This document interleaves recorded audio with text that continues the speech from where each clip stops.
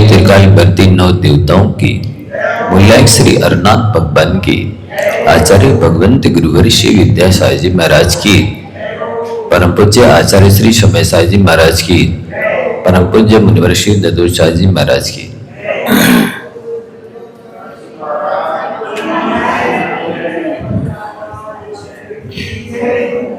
प्यारे बंधुओं, महामंत्र के बारे में आपको बताया जा रहा है। विगत कई दिनों से बता रहे हैं, लेकिन सभी लोग सुनते नहीं हैं, इसलिए उनकी श्रद्धा भक्ति जैसी होने से वैसी नहीं बढ़ पाती है। विपूर्वत जो कि तुम अज्ञानी नास्तिक जैसे बने रह जाते हैं। अब जो लोग सुन रहे हैं, आप जाकर के उन्हें प्रेरणा दें, उसको इसके बारे में बताएं कि इसकी महिमा क्या है, जिससे कि वो भी इसका लाभ उठा सके। तुम जैसा कि बताया जा रहा है कि यदि आप संग्राम में हैं, युद्ध के स्थान पर हैं, तब भी आपको कैसे विजय हासिल हो, तो उन्होंने कहा कि यदि आप नमोकार मंत्र पढ़ते हैं तो आपको विजय निश्चित ही प्राप्त होगी। आज नहीं तो कल, जैसा कि कल दृष्टांत दिया गया था कि लक्ष्मण जी अकेले थे और रावण का बहनोई खरदूषण 14 अक्षौहिणी प्रमाण सेना लेकर के युद्ध करने के लिए आया था। साथ ही रावण को भी निमंत्रित करके आया था कि आप भी अपनी सेना लेकर के आओ, तो वो भी युद्ध के लिए आया था। लेकिन यहाँ बीच में ही वो सीता को देखकर मोहित हो गया। उधर लक्ष्मण जी के पूर्व पुण्य के उदय से अनेक वानर वंशी विद्याधर, सुग्रीव, नल्लील, हनुमान इत्यादि लक्ष्मण का सहयोग करने के लिए आ गए थे। तो ये जिन्होंने जन्म जन्मांतरों में महामंत्र की आराधना की है या इस जन्म में जन्म महामंत्र की आराधना कर रहे हैं, तो निश्चित ही उन्हें विजय हासिल होती होगी। इस श्रद्धा का विषय है। वस्तुतः पूरा मोक्ष मार्ग श्रद्धा पर टिका है। यदि आपकी आस्था है तो भगवान है, नहीं तो वो पत्थर है या पीतल आदि है, धातु है। इसी तरह श्रद्धान है तो ये माँ जिनवाणी है, अन्यथा कागज है। श्रद्धान है तो ये पूज्य आचार्य गुरु महाराज हैं, साधु परमेष्टि भगवान है, नहीं तो मनुष्य है। इसी तरह से आप जो भी दान पूजा इत्यादि करते हैं, श्रद्धा है तो उसका फल महान है। श्रद्धा नहीं है तो आप कुछ भी करिए, देखो कोई भी क्रिया महत्वपूर्ण नहीं होती है, आपको बार बार संकेत किया जा रहा है। महत्वपूर्ण होता है आपका अभिप्राय, महत्वपूर्ण होता है आपका लक्ष्य, महत्वपूर्ण होता है आपका उद्देश्य, महत्वपूर्ण है आपकी श्रद्धा, या आप किस लक्ष्य को लेकर के वो कार्य करने जा रहे हैं, उसके अनुसार आपको फल मिलेगा। इसी तरह से समुद्र में भी यदि कोई व्यक्ति गिर जाता है तो वहां पर भी वो डूबता नहीं है। वैसे कहते हैं कि अंजलि भर पानी में भी डूब के मर जाता है आदमी, कैसे मरता है, लेकिन समुद्र में डूबने के बाद नहीं मरता है। शास्त्रों में दृष्टांत आता है कि जिस समय, देखो अब इसमें महामंत्र की महिमा भी आ रही है और समुद्र में कैसे रक्षा होती है ये भी बताया जा रहा है। कोटिभट श्रीपाल का नाम तो आप सभी ने सुना ही है।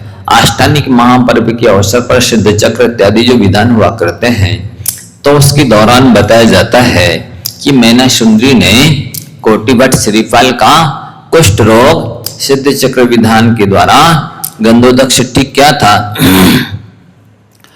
तो कोटि भट्ट का अर्थ होता है 1 करोड़ योद्धाओं का बल जिसके पास में है, उसे कोटि भट्ट कहा जाता है। ऐसे और वो कामदेव पद के धारी और तद्भव मोक्षगामी चरम शरीरी श्रीपाल जी थे। हुआ ऐसा कि पूर्व जन्म में उन्होंने एक हंस के बच्चे को अपने पास रख लिया था मनोरंजन करने के लिए। उससे जो कर्म का बंध हुआ तो किस जन्म में, पहले जन्मों में ऐसा किया था, उस बच्चे को माँ बाप से अलग किया था, लेकिन उससे जो कर्म बंधा तो इस चरम शरीरी अवस्था में, तद्भव मोक्षगामी की अवस्था में, कामदेव पद के धारी होने पर भी श्रीपाल जी के साथ भी वैसी हुआ कि उनका जन्म तो शमशान में हुआ और जन्म होने के बाद भी माँ ने वही शमशान में छोड़ दिया और आश्रम में चली गई। कहानी बहुत मार्मिक है, बड़ी है, फिर बताएंगे। तो हम बताने ये चाह रहे हैं कि उनने पहले हंस के बच्चे को उसके माँ बाप से अलग किया था, इसलिए इस जन्म में उनको भी अपने माँ बाप से अलग होना पड़ा। और कुछ समय बाद उस हंस के बच्चे को यथास्थान छोड़ दिया था, इसलिए बाद में बहुत पुरुषार्थ करने के बाद, युद्ध इत्यादि करने के बाद में, दिग्विजय करने के बाद में उन्हें पुनः अपने माता पिता से मिलना हुआ था। तो हम ये बता रहे हैं कि आजकल जो लोग प्राय करके अपने माँ बाप से अलग हो जाते हैं, या नई बहू जो आती है अपने पति को सास ससुर से अलग होने के लिए कहती है और उसको अपने माँ बाप से अलग कर देते हैं, तो अगले जन्म में ऐसी श्रीपाल जैसी दशा उनकी भी होगी, क्योंकि जैसे उनने उसको अपने माँ बाप से अलग किया है तो उसको भी अगले जन्म में चल करके अपने माँ बाप से वियोग सहन करना होगा। तो हुआ ऐसा कि श्रीपाल जी जब माँ बाप से अलग हो गए और अन्यत्र पले बढ़े और पढ़ने, उसके बाद में उन्होंने सोचा एक दिन कि मुझे कुछ धन कमाने के लिए विदेश जाना चाहिए। तो वो जाते हैं और भृगु कच्छ नगर में कहाँ एक सेठ रहते, धवल सेठ नाम के, तो वो उन बहुत बड़े धनाढ्य सेठ थे। अपनी 500 जहाज लेकर के सीप समुद्र से और विदेश जा रहे थे धन कमाने के लिए। तो हुआ ऐसा कि उनके जहाजों को किसी देवता ने कीलित कर दिया। जब कीलित कर दिया तो वो जहाज किसी भी कीमत पर आगे बढ़ने को तैयार नहीं थे। बहुत कोशिश की गई, फिर उन्होंने किसी ज्योतिषी से पूछा कि जहाज क्यों कीलित हो गए हैं, कैसे चलेंगे।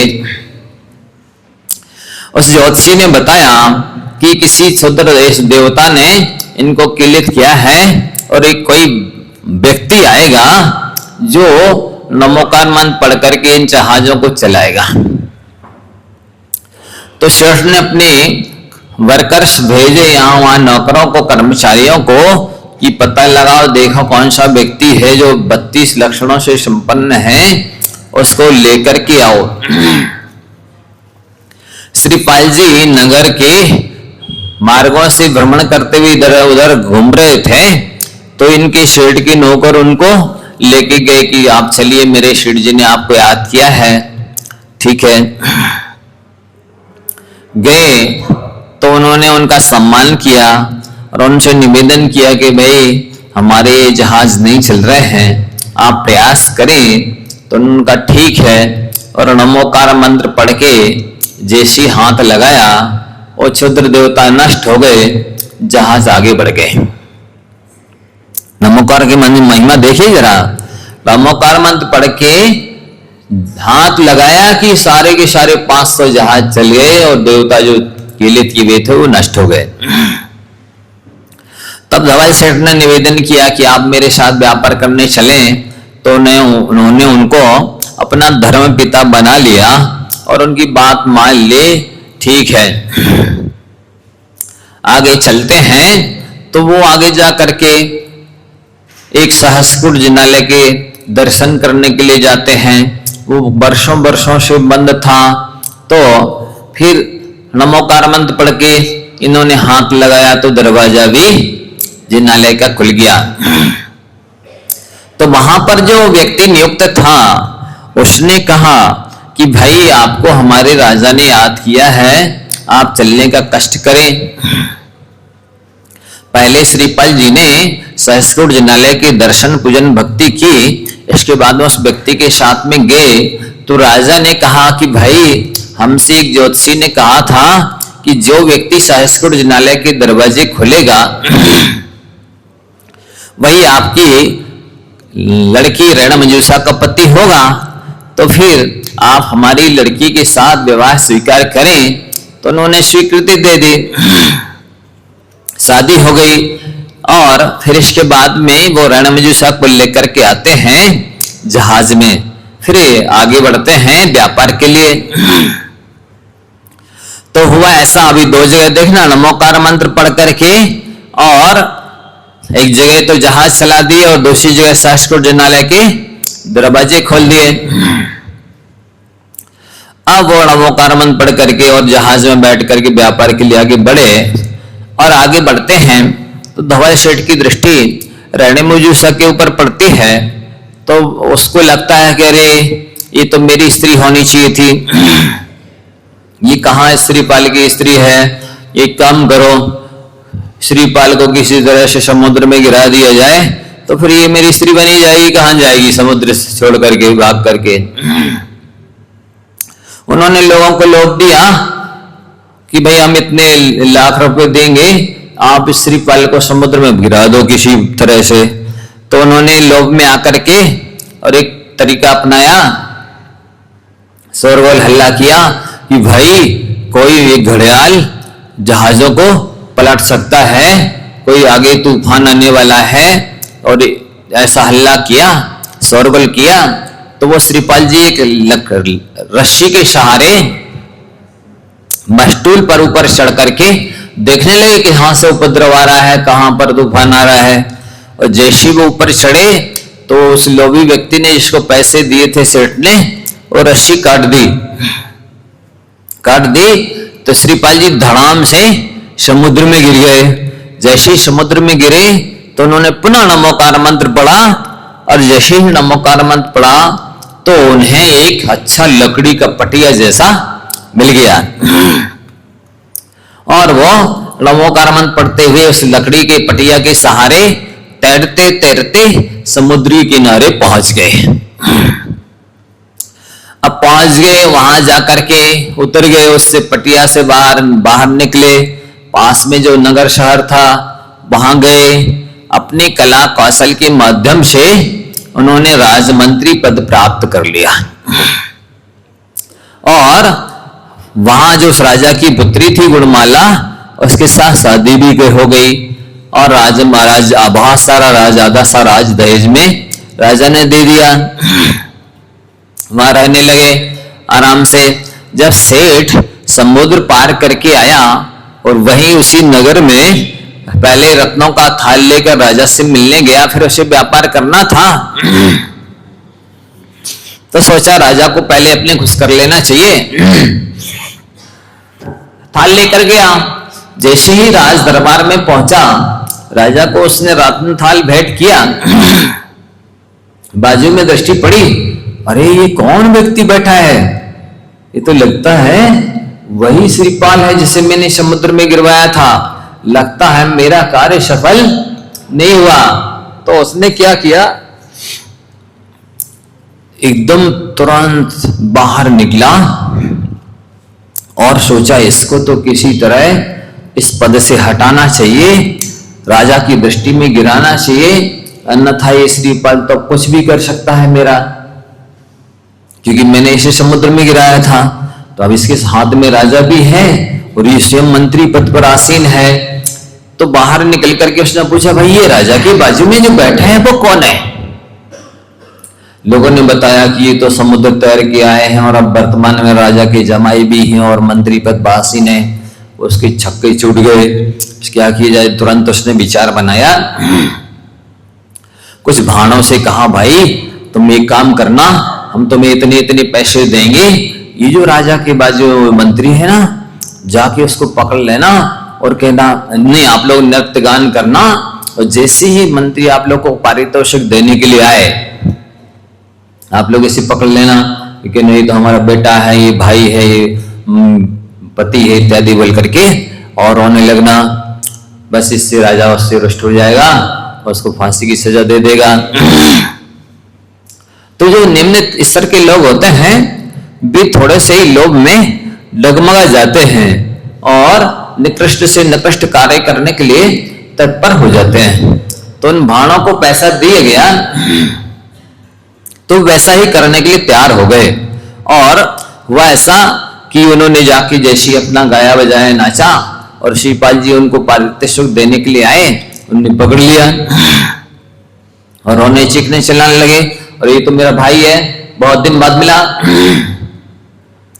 राजा ने देखा ये क्या मांग रहा है, मैंने इसको अपना जमाई बना लिया, मेरी अपनी बेटी दे दी, इसको मंत्री पद पर आसीन कर दिया, इतना सारा दहेज में राज दे दिया, इसने अपना कुल और शील नहीं बताया कि मैं भाणों का पुत्र हूं, इसने मेरे साथ धोखा किया है। राजा को गुस्सा आया, क्या जाओ श्रीपाल को फांसी पर चढ़ा दो।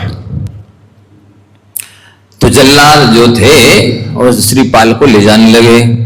और कोई गुणमाला की जो सहेली थी उसने कहा, अरे तुम क्या श्रृंगार कर रही हो, तुम्हारे पति को तो राजा ने फांसी पे चढ़ाने का आदेश दे दिया है। तो फिर वो दौड़ती हुई जाती है, बताइए आप सही सही बताइए क्या है आपका कुलशील कौन सा है। उसने कहा, समुद्र के किनारे जो जहाज है उसमें मेरी पत्नी रणमंजूषा है, वो सारा परिचय आपको बायोडाटा दे देगी। तो वो कहती है जल्लादों से, जब तक हम लौट के नहीं आ जाए तब तक आप लोग कुछ भी नहीं करेंगे। या ठीक है। गई, आवाज लगाई, बहन रणमंजूषा कहाँ हो। उसने आवाज दी, बाहर निकल के आई, रोने लगी, सारा हाल पूछा। उसने सारा हाल बताया और कहा, चलो मैं स्वयं राजा को श्रीपाल जी का परिचय दूंगी। और जैसे ही वो आई, उसने सारा हाल सुनाया तो राजा का गुस्सा श्रीपाल जी के ऊपर से उतर गया और अब धवल सेठ के ऊपर आ गया। राजा ने कहा, श्रीपाल जी को छोड़ो, अब धवल सेठ को फांसी पर चढ़ा दो। तो श्रीपाल जी को छोड़ दिया। देखो, जो तद्भव मोक्षगामी चरम शरीरी निकट भव्य जीव होते हैं, दयालु धर्मात्मा होते हैं, वे नियम से करुणा से भरे होते हैं। जिनके अंदर जितने अंश में दया है, करुणा है, वे उतने निकट भव्य हैं, उतने मोक्ष के निकट हैं।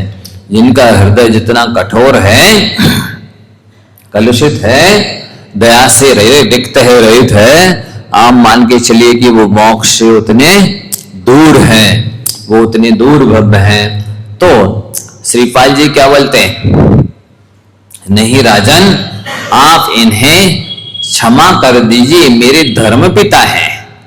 सोचो, जिसने श्रीपाल जी ने तो 500 जहाज चलाए थे, नमोकार मंत्र पढ़ करके, सहस्कुट जिनालय खोला था नमोकार मंत्र पढ़ करके, और साथ ही जो बरवर देश के मिलेच धवल सेठ के 500 जहाज लूटने के लिए आ गए थे। तो श्रीपाल जी तो धवल सेठ तो हार गए, उन्होंने सारे जहाज अपने कब्जे में कर लिया, सारा माल लूट लिया। और बाद में श्रीपाल जी ने उन सबसे युद्ध करके सारे मिलेच्छों को हरा दिया, बंदी बना लिया और अपने सेठ के जहाज छुड़ा दिए। और क्या किया, दूसरे उन सभी का निमंत्रण किया, बहुत अच्छा भोजन कराया सारे मिलेच्छों को, इतना अच्छा भोजन कराया कि वे सारे के सारे खुश हो गए, प्रसन्न होकर के बेजहाज तो सेठ के वापिस दे दिए, 7 जहाज और गिफ्ट में श्रीपाल जी को दे दिए।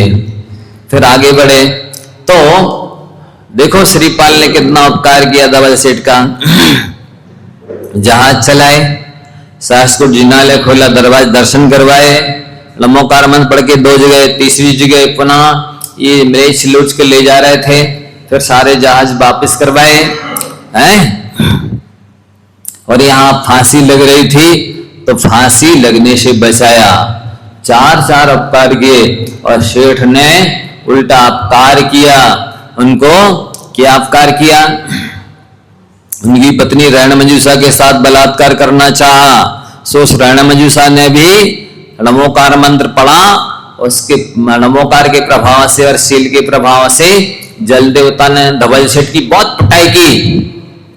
फिर कहा, जब तक उस सती के चरणों में जाकर प्रणाम नहीं करोगे तब तक हम छोड़ेंगे नहीं। तो उस धवल सेठ ने जाके रणमंजूषा के चरण छुए, क्षमा मांगी, तब जल देवता ने उसे क्षमा किया था। तो यहां पर भी इसने धवल सेठ ने गलत किया उसके साथ, और तीसरी बार उसको समुद्र में गिरा दिया है। और इतना सब करने के बाद भी श्रीपाल जी ने धवल सेठ को क्षमा किया। तो जो क्षमावान होते हैं, दयालु होते हैं, वे नियम से चरम शरीरी तत्व मोक्षगामी होते हैं। और नमोकार मंत्र के प्रभाव से रणमंजूषा ने भी अपने शील की रक्षा की। इधर श्रीपाल जी भी समुद्र में भी से भी बचे, उन्हें पटिया मिला, समुद्र से पार हुए। उधर संस्कृत जिनालय खोला, 500 जहाज चलाए। तो ये सारी महिमा इसमें श्रीपाल चरित्र में आती है। यदि आपने जन्म जन्मांतरों में नमोकार मंत्र पढ़ा है तो उससे जो पुण्य संचय हुआ है वही आपकी समुद्र में भी रक्षा करेगा, संग्राम में भी रक्षा करेगा। और कोई गजराज आ जाए, बड़े हाथी सामने आ जाए और आपको भागने के लिए अवसर ना हो, आप बचने की संभावना ना हो, पर नमोकार मंत्र पढ़ने लगते हैं तो फिर गजराज से भी रक्षा हो जाती है।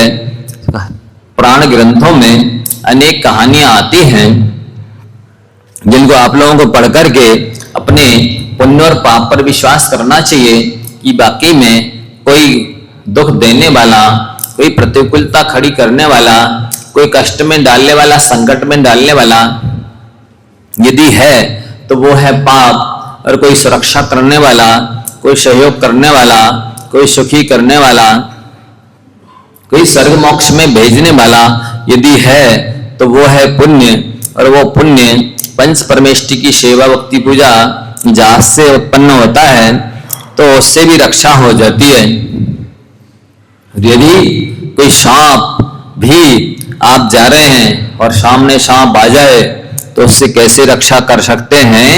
यदि आपके अंदर नमोकार मंत्र का जाप चल रहा है तो सांप भी रस्सी की तरह पड़ा रहेगा अथवा चुपचाप निकल जाएगा, या आप सांप को रस्सी की तरह लांग के चले जाएंगे और सांप भी आपका कुछ भी नहीं बिगाड़ेगा। मैंने आपको संस्मरण सुनाया था एक दिन इसलिए आश्रम का कि सुबह 4 बजे 3:30 बजे उठ करके और हमने अंधेरे में नीचे पैर रख के लाइट जलाई, ब्रह्मचारी अवस्था में लघु संग करके पीछे आए, चटाई उछाई, उठा करके नीचे बिछा करके थोड़ा एक्सरसाइज किया, बीच बीच में विश्राम किया और बाद में जब सामयिक करने के लिए सामने आवर्त करने खड़े हुए तो क्या देखते, काला नाग 1-1.5 हाथ की दूरी पर बैठा हुआ है। वो बीच में हम क्या करते हैं, सबसे पहले जैसी आंख खुली तुरंत उठ करके नमोकार पढ़ा, सुरक्षा कवच बनाया जो आप लोगों को बताया है, और फिर लघु संग गए और आकर के जब एक्सरसाइज करते हैं तो कोई भी एक्शन करते हैं उसमें हम गिनती नहीं गिनते। ऋषभनाथ जिनेन्द्राय नमः, जितना जिनेन्द्राय नमः, इस तरह तीर्थंकरों के नाम पढ़ते जाते हैं। वो जितने बार जो भी एक्शन करना है हाथ पैर गर्दन इत्यादि का, तो तीर्थंकरों के नाम लेते हैं। तो उस तरह से वो एक्सरसाइज कर रहे थे, बीच बीच में रिलैक्स भी चल रहा था, तो श्वास भी ले रहे, मान लो प्राणायाम भी कर रहे हैं, तो ऋषभनाथ जिनेन्द्राय नमः, जितना जिनेन्द्राय नमः, ऐसे तीर्थंकरों के नाम लेकर ही प्राणायाम करते हैं। तो वो एक्सरसाइज इस तरह से हमने किया था, नमोकार मंत्र पढ़ करके सुरक्षा कवच बना के और तीर्थंकरों का नाम लेते हुए कर रहे थे। तो वो सांप बिल्कुल रस्सी की तरह पड़ा रहा, बिल्कुल 1-1.5 हाथ की दूरी पर। मेरी दृष्टि नहीं गई, जैसी मैं आवर्त करने खड़ा हुआ और मेरी और उसकी आंखें मिली, एकदम उसने कुंडली बांध ली। तो मैं डर गया, अरे ये तो सांप है। पीछे हटे, आवाज लगाई, तो फिर वो धीरे से जाने के लिए खोजने लगा रास्ता, किधर से जाना है। पीछे कमरे में थोड़ा गैप था, उधर से आ गया, वो उसको पता ही नहीं कहां से आ गया, हमें कहां से जाना। वो आगे वाले दरवाजे पर बैठा था। फिर वो जब थोड़ा आगे बढ़ गया तो हमने दरवाजा खोला और बाजू में आके भैया जी ने उसको ठोक लकड़ी से धीरे से, पहले तो पीका में रखने की कोशिश की तो उसने फटकार मारी, वो पीका के अंदर नहीं जाना चाह रहा था। हमने भैया उसको जाने तो छोड़ो मत, धीरे से निकल के चला। तो ये है, नमोकार मंत्र नहीं पढ़ रहे होते, तीर्थंकरों का नाम नहीं ले रहे होते, सांप छोड़ देता।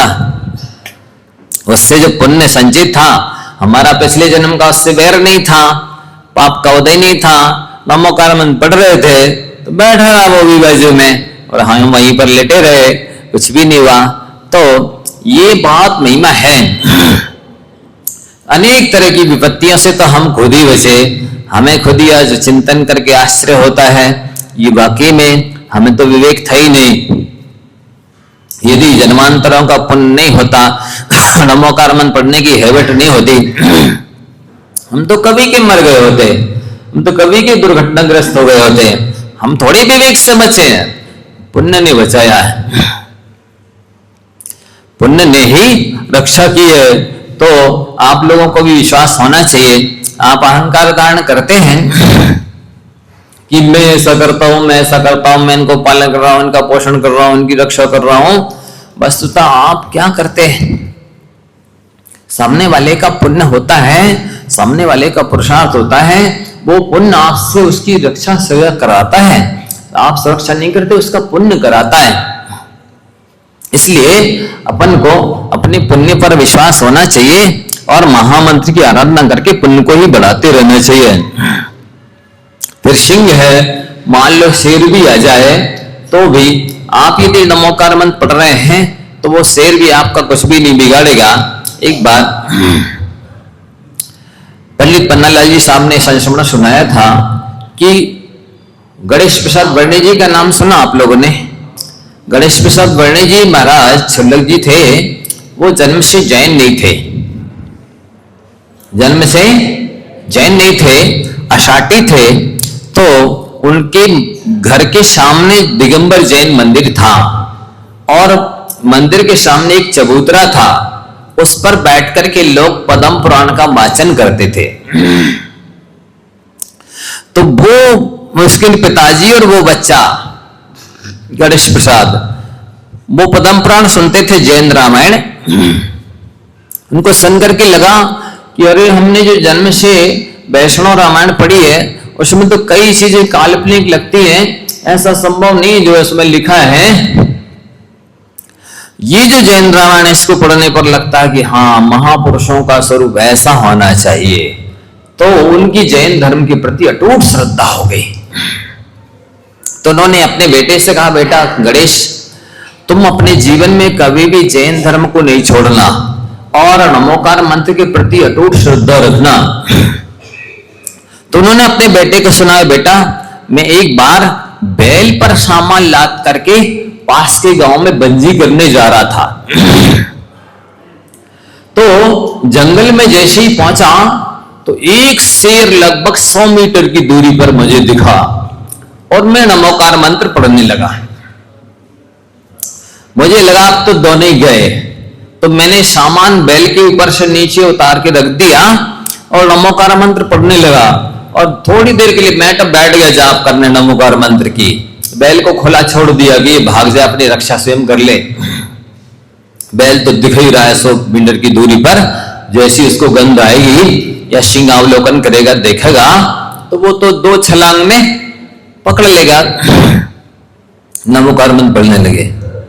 थोड़ी देर बाद क्या देखते हैं कि आंख खोल के देखी उनने, एक आध माला फेरी होगी, शेर अपने आप चुपचाप कुत्ते की तरह चला गया, कुछ भी नहीं बोला। तो ऐसी महामंत्र की महिमा है बंधुओं।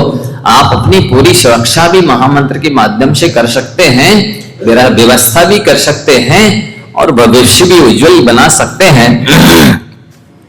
आस्था की आवश्यकता है, बिना आस्था के कोई काम होता नहीं है। जब लौकिक काम नहीं बनते हैं बिना आस्था के। बताइए आपको विश्वास नहीं हो सामने वाले पर तो आप अपनी लड़की दे देंगे? नहीं देते। यदि आपको विश्वास नहीं हो तो आप ग्राहक को उधार दे देंगे? नहीं देते हैं। यदि आपको विश्वास नहीं हो तो लौकिक कोई भी व्यवहार लेन देन नहीं हो सकता है। तो इसी प्रकार से ज्योतिषी पर विश्वास करना पड़ता है, डॉक्टरों पर विश्वास करना होता है, शिक्षकों पर विश्वास करना होता है और सारे लोगों पर विश्वास करके ही आप लोग व्यवहार चलाते हैं। यदि विश्वास उठ जाए, सारा लेन देन, व्यवहार, व्यापार, रिश्तेदारी सब कुछ खत्म हो जाए, सारा विश्वास के बल पर लोग चल रहा, संसार चल रहा, तो फिर मोक्ष मार्ग के लिए तो विश्वास पहले चाहिए, श्रद्धा सबसे पहले चाहिए। श्रद्धा आस्था आपकी नहीं होगी, आप मोक्ष मार्ग में एक कदम भी आगे नहीं बढ़ सकते हैं। चौथा गुण स्थान तो छोड़ो, होगा ही नहीं, सम्य दर्शन तो होगा ही नहीं, ना आपकी असंख्यात गुणी निर्जरा होगी, ना मोक्ष मार्ग प्रशस्त होगा। इसलिए श्रद्धान सबसे पहले आवश्यक है, और बिना ज्ञान के श्रद्धान होता नहीं। इसलिए आपको ज्ञान अर्जन के लिए समय पर आना चाहिए। Punctuality is the best policy, समय की निमित्ता सबसे अच्छी नीति मानी जाती है। जब आप लोग सर्वत्र हर क्षेत्र में डॉक्टरों के यहाँ, किसी ऑफिस में परीक्षा देने के लिए, रेलवे स्टेशन पर, एयरपोर्ट पर सर्वत्र समय से पहले पहुंचते हैं, तो प्रवचन सभा में क्यों लेट आते हो भाइयों? यहाँ फीस नहीं लगती है, इसलिए पनिशमेंट नहीं दिया जाता, इसलिए यह श्रद्धा आस्था की कमी है, अथवा आपके संयम की कमी है कि आप इतने अनुशासित नहीं हैं कि समय पर हर काम कर सके, इतने संयमी नहीं हैं कि समय की कीमत कर सके। तो यहां बताया जा रहा है कि ऐसे भयंकर सिंह जैसे मांसाहारी जीव भी सामने आ जाएं, तो नमोकार मंत्र की ऐसी महिमा है कि वे भी कुछ भी नहीं बिगाड़ते हैं। अभी कहानी सुनी देता हूं, नहीं तो आप लोग बोर हो सकते हैं।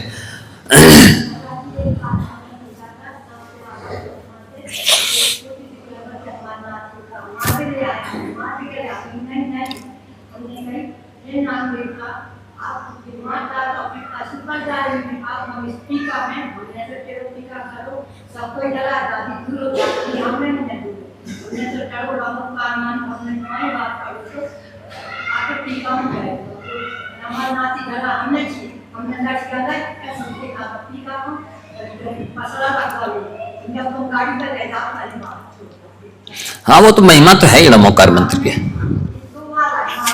बिल्कुल ठीक ठीक ठीक है, महिमा है, इसमें दो मत है ही नहीं, सैकड़ों संस्मरण है। ये एक पुष्पा जी है जो है ना, बहुत अच्छा भावना करती हैं, पवित्र भावना वो लिखती हैं। जरा 2 मिनट बताइए आप अपनी, कैसे अपने भावों को संभाला आपने? पहले बहुत चिड़चिड़ाहट थी, कैसे चली गई? बहुत संपन्न घर से सब लोग हैं आप सभी, बताओ जरा क्या लिखती हो रोज?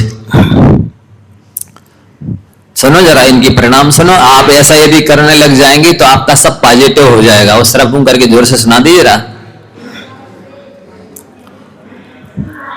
माइक है क्या? दे दो जरा। बहुत अच्छी, आप लोग भी सीखने लायक है। जैसा ये करते हैं आप भी यदि करने लग जाएं, तब फिर आप देखिए आपके जीवन में कैसा चमत्कार से होता है, विशेष उपलब्धि होगी आपको। क्या लिखते हो आप रोज? क्या बोलते हो? क्या भाव नभाते हो? स्पष्ट शब्दों में जोर से बोलो। मैं शांत स्वरूप आत्मा हूँ, मैं मुझ में रहती हूँ, मैं धर्म के मार्ग में काफी आगे बढ़ चुकी हूँ। मेरे साथ जितनी साधिकाएं रहती हैं उनसे मेरा मधुर संबंध है। हम सभी स्वस्थ, प्रसन्न, फिट रहते हैं। मैं आलिका बन करके यम संलेखना लेकर इस शरीर को त्याग दिया है। और नहीं, भावना क्या लिखती हो? मेरा सब बहुत उपकार है इनका मेरे ऊपर। मैं सुबह 10 मिनट बैठ करके मैं बोलती हूँ, मेरा आचार्य विद्यासागर महाराज जी ने बहुत उपकार किया है, जो मुझे इस धर्म के मार्ग में बढ़ने के लिए, मैं उन्हें बहुत धन्यवाद धन्यवाद धन्यवाद देती हूँ। फिर आचार्य ज्ञान सागर महाराज जी से मैंने पीछी और प्रतिमा ली थी, उनको बोलती हूँ मैं उनको बहुत बहुत धन्यवाद धन्यवाद देती हूँ। प्रणय सागर महाराज जी से मैंने पीछे ली थी, उन्हें भी मैं बहुत बहुत धन्यवाद धन्यवाद धन्यवाद देती हूँ। उसके बाद मैं बोलती हूँ कि मेरे माता पिता ने जिन्हें ना मुझे जन्म देकर के इस धर्म के मार्ग में लगाया है, उन्हें बहुत बहुत धन्यवाद देती हूँ। इनके माता पिता को भी मैं बहुत बहुत धन्यवाद धन्यवाद धन्यवाद देती हूँ। ब्रह्मचारी जी, विमल जी को भी मैं बहुत धन्यवाद देती हूँ। ऐसे मैं आरोहण के सभी समाज के सभी व्यक्ति जो हम लोगों को इतनी अच्छी व्यवस्था दे रहे हैं, इतना सब कर रहे हैं, उनको भी मैं बहुत बहुत धन्यवाद धन्यवाद धन्यवाद देती हूँ। किसानों को भी